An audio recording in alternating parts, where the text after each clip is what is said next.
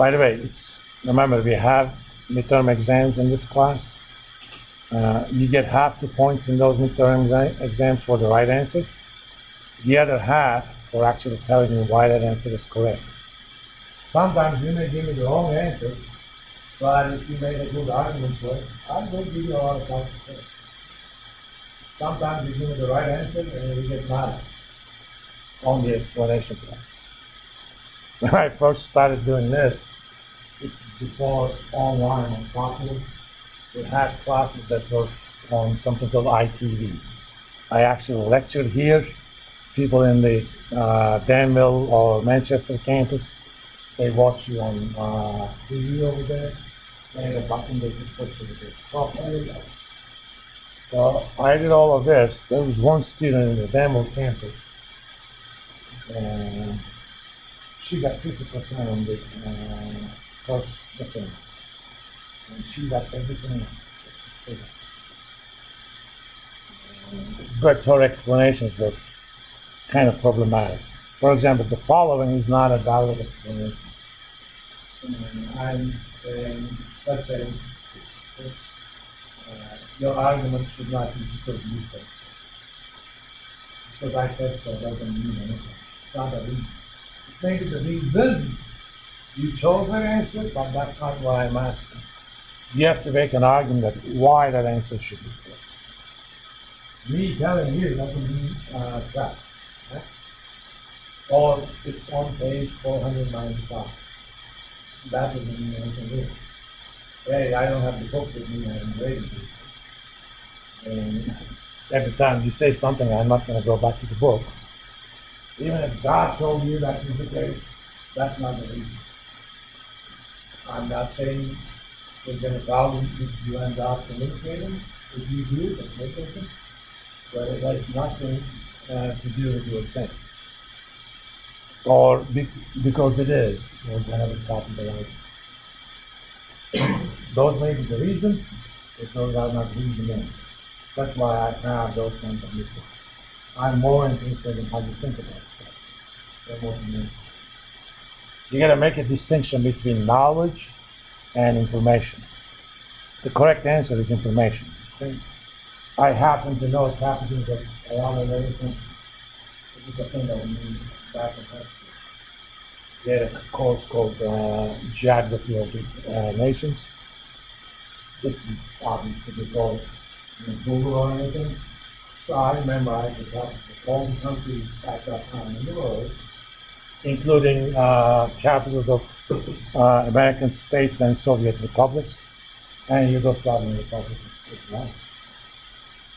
But it's kind of the problem there. I can still do some of that. Even though I'm almost 60. A few years ago, I kind of bolted like this. It's a nice class. And one somewhat student who thought he was really smart. How about, be challenging? Okay, so what are you going to get out of it? If you miss one on the 10 they're going to ask you, you're going to finish the class 1 hour later. Sure. We ended up finishing the class on time. So they didn't think that I knew exactly what Fort Moresby, by the way. There are some I forgot, but most of it is there. But that is not knowledge. Okay, knowing that Papua New Guinea is Fort Moresby doesn't add anything. But if I know more about the history of Papua New Guinea, okay, why are they working they are, what are some issues, those kinds of things are knowledge I can think about. In finance, knowing that answer is 5 is knowledge, information. Knowing why the answer is 5 is knowledge. People keep telling me that this is an information economy. No, it is a knowledge economy. Nobody's going to pay you extra money for your ability to Google things or for your ability to ask ChatGPT what the answer is. I mean, they're not doing it right now, but I think soon there will be a ChatGPT kind of stuff that's going to be able to solve these problems and give you the answer. But this is just information, that's not knowledge. why that answer is correct and how you can make use of that. In business, it's a different story.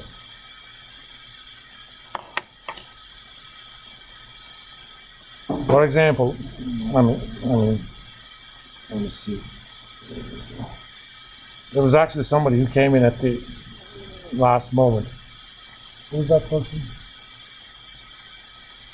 We'll find out.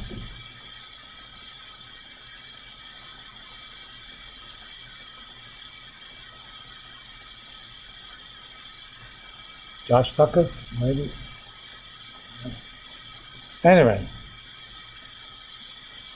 if I gave you this template and I had maybe available for my colleagues, it's basically something that then being able to use this is not knowledge. But being able to create this is knowledge.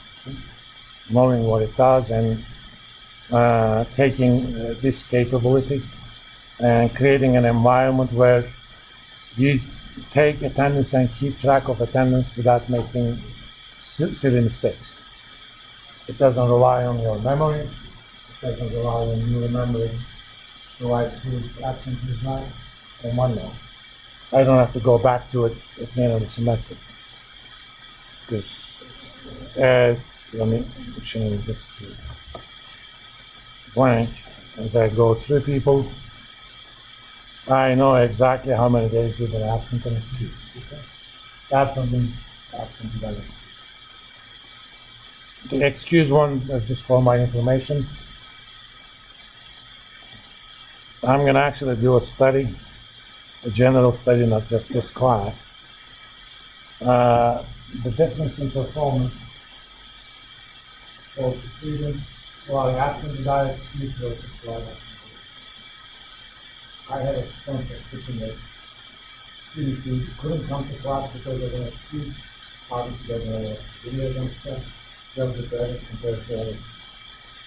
But it's research. You don't know what's going to happen before you actually do it.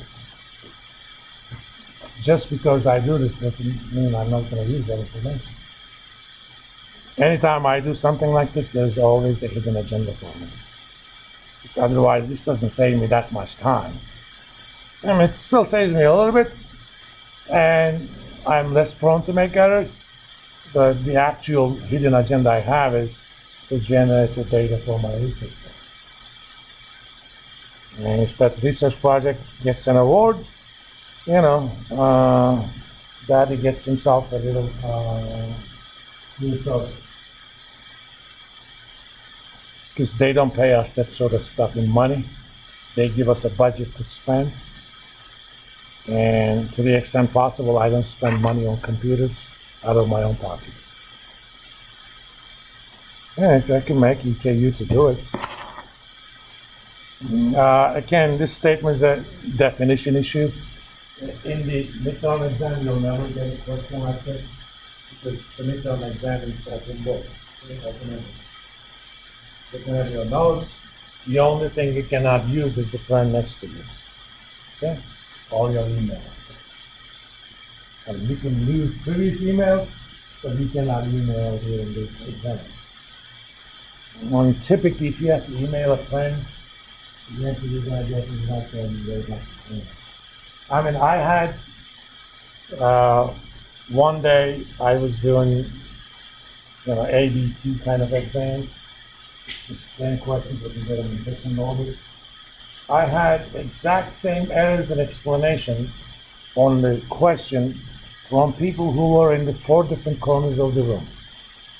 They made exact same logical fallacy, almost the same word. That means they emailed. But you know the story about the lemmings, right? On the cliff. Lemmings are the brittle animals. They're almost mouse-like. They just follow each other. If the guy in front goes off the cliff, all of them follow him off the cliff. So don't be one of them.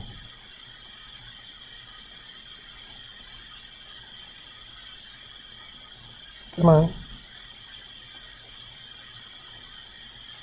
Okay, that's also a cash flow question. Man, there's a lot of cash flow stuff. Okay. True or false? What do you guys think? Now, this is what I call conceptual question.